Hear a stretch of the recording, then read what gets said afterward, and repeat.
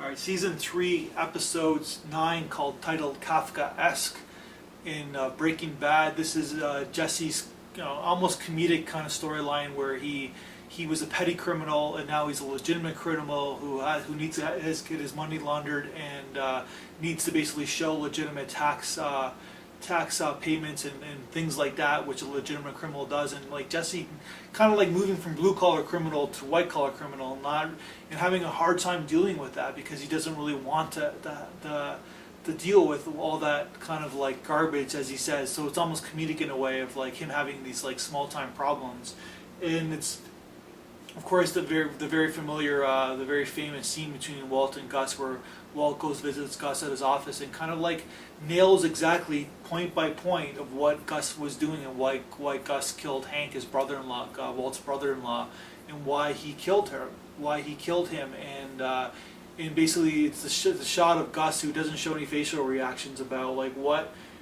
he's truly feeling about like how Walt is so smart and probably the only one who kind of figures out exactly what Gus is doing, and Walt kind of like saying, kind of like admiring him for his business choices that he's made, and it's kind of like setting up Gus's kind of like fear towards Walt in a way, because he is very smart, and Gus kind of not really being around people who kind of like play the angles as good as Walt does, because Walt, for all his flaws, is a problem solver. He's a scientist, and that's what they do.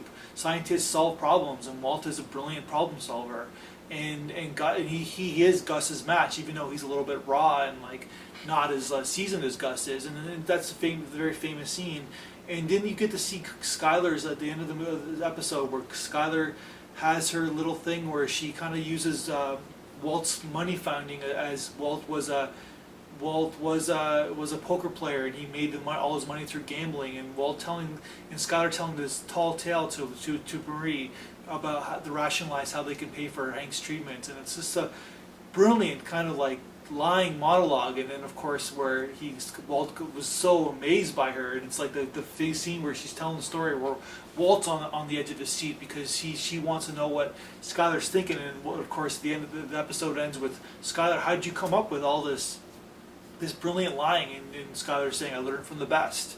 And it's just like this whole, this is a little quick segue. You gotta love Skylar and Walt's kind of marriage relationship. It's so brilliant in so many ways, because you can just see that these people have known each other for so many years, and they have this shorthand together, and it plays so well on television because the stakes are so high.